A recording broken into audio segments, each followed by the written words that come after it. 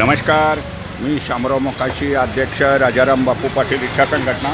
वाहन मालकांनी हा पूर्ण व्हिडिओ ऐका आणि एकमेकाला शेअर करा की जी सत्य माहिती आहे। शासनानं एक समिती आता नेमलेली आहे। 2001चा न्यायालयाचा आदेश होता राज्यात की पेट्रोल डिझेल वाहनं 8 वर्ष पूर्ण होण्याच्या अगोदरी CNG जर रूपांतरित केली तर त्यांना 15 वर्ष हे आयुष्य पुढं होईल। तर आता ही समस्या अशी आहे की मुंबई महानगर क्षेत्र म्हणजे आता पुणे महानगर क्षेत्र, नागपूर महानगर क्षेत्र, कोल्हापूर महानगर क्षेत्र म्हणजे ह्या अशा मोठ्या महापालिका क्षेत्रात ह्या वाहनांना लवकरच आता बंदी येणार आहे। म्हणजे कुठली वाहनं की ज्यांना 8 वर्ष पूर्ण व्हायची, 8 वर्ष पूर्ण झाली की त्यांना बंदी येणार, म्हणजे त्यांना प्रवेश मिळणार नाही। मग त्यांनी एकदम ग्रामीण भागातच आपलं वाहन चालवायचं आहे, हे मात्र प्रत्येकानं लक्षात ठेवा। तर त्यासाठी शासनानं सुद्धा एक समिती नेमलेली आहे। ह्या आदेशाची अंमलबजावणी योग्य रीतीनं लोकांना त्रास होऊ नये ह्यासाठी।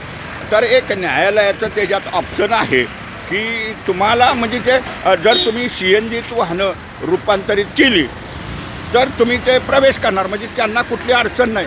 पण ज्यांची जुनी वाहनं आहेत, समजा 8 वर्षाच्या पुढच्या काय महाराष्ट्रात पेट्रोल गाडी आहेत, डिझेल रिक्षा आहेत, असं काही नाही की काय 4 चाकी वाहनं आहेत, काय ट्रक आहेत की डिझेल। आता समजा ST महामंडळाच्या सुद्धा सगळ्या गाड्यांना डिझेल वगैरे करावं लागणार आहे त्यांना।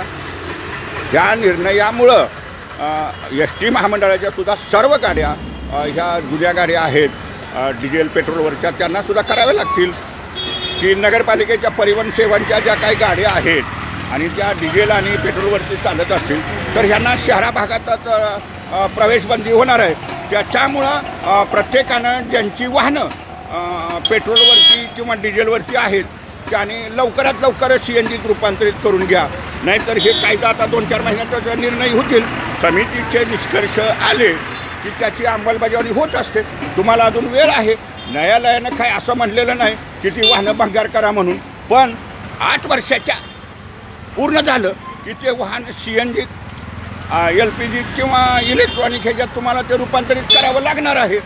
तर महाराष्ट्रातील ज्यांच्या काय रिक्षा पेट्रोलवरती आहेत, आता मुंबई ठाण्यात आता अशा सगळ्या CNG रिक्षा आहेत, पुण्यात बी आहेत, परंतु ज्यांच्या रिक्षा किंवा ज्यांचे ट्रक, ज्यांचे टेम्पो 4 चाकी वाहनं ही पेट्रोल डिझेलवरती आहेत त्यांना लवकरच म्हणजे 4 महिन्याच्या आतच तो अहवाल येईल समिती नेमल्यामुळं की तुम्हाला ते CNG वाहनं रूपांतरित करून घ्या।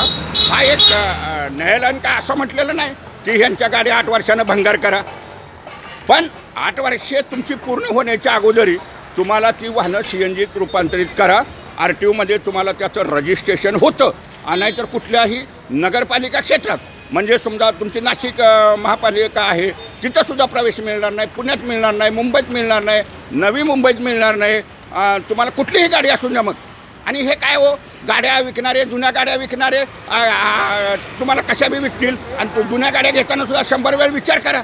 त्या 15 वर्षाने गाड्या तर भंगारच होणार आहेत, पण पेट्रोल आणि डिझेलची गाडी असली तर ती CNG रूपांतरित तुम्हाला करावी लागणार आहे, नाहीतर ती गाडी मग तुमच्या रानातच चालवावी लागेल, असंच होणार आहे मग। आणि लोकांना मग चांगलं चालत नाही ना। तर प्रत्येकानं विचार करा, हा व्हिडिओ ऐका, शेअर करा आणि आपापली वाहनं ज्यांची 8 वर्ष पूर्ण होत आहेत त्यांनी CNG अथवा LPG अथवा इलेक्ट्रॉनिकमध्ये रूपांतरित करा आणि वाहनाचं आयुष्य वाढवा। धन्यवाद। मूतवाले मोकाशी YouTube पहा, लाईक करा, शेअर करा, सबस्क्राईब करा। धन्यवाद।